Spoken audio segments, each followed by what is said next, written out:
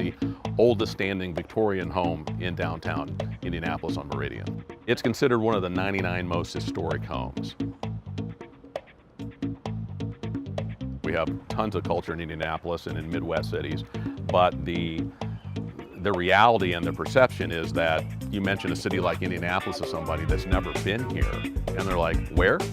Why would you go to Indianapolis? Why did you buy a place in Indianapolis? What's going on down there? They really don't get it unless they've been here.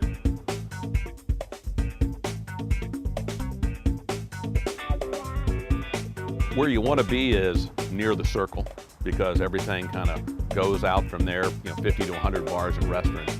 We are just 6 blocks south of the circle, 2 blocks from Lucas Oil, which Super Bowl, Colts, Big Ten championships, 3 blocks from the convention center, 3 blocks from where the Pacers play. And so it's all right here. So what did you get when you got this place, and what has it become? I got a beautiful award-winning garden that we're sitting in right now, where there was no place to sit. There were plants all over the place, but it had been featured in Better Homes and Garden magazine several times. Great gardens. The carriage house that you're staying in, I call that the bonus house. When I walked in there, I didn't consider it inhabitable, so we took that carriage house down to the studs and rebuilt it. The carriage house was the original home. It was on the corner, built in 1850. Then it was moved in 1890 to make room for the Victorian home.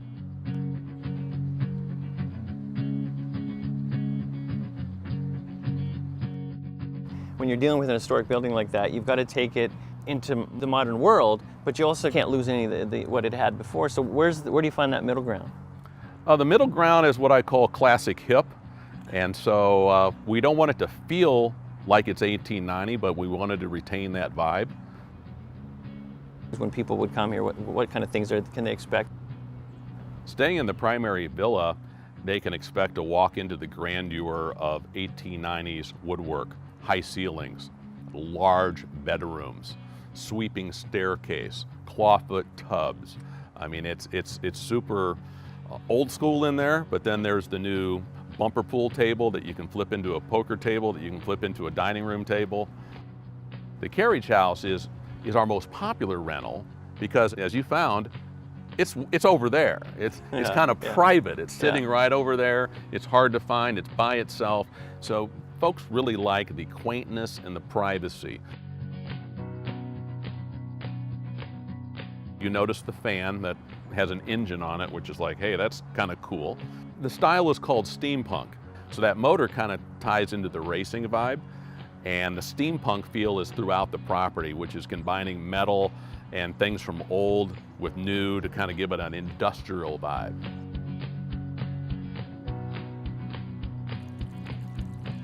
You're essentially urban, but you wouldn't know it. You're looking around, you're like, it's an oasis in a way, right? It really is. As you and I sit here, it's super quiet. We can hear some cars in the background, we hear birds, but we're right in downtown Indianapolis with a large property that, quite frankly, most people don't know it exists. Build it and they will come. So when it was suggested to put in the putting green, and then they're brilliant. And then the Canada golf guys with the TV show are here. Yeah. Right? Yeah. Kind of think there was positive karma happening here. Oh yeah. Tell us who Jerry Wade is. Jerry Wade's a little kid that was born on 46th and Guilford up here near Butler. And my mom used to bring me downtown to Indianapolis at Christmas time to look at the Monument Circle when it was all lit up in lights and look at the water flowing. We'd walk around that circle, and I just was always in love with Indianapolis. And then I moved up to Minnesota, which was my only job out of college. I've been marooned up there, kind of close to Canada, ever since, but I've been migrating my way back here. And when I saw this property and that view of the Monument Circle, where this is the only place that has that view, it seemed like it was meant to be in honor of my mom.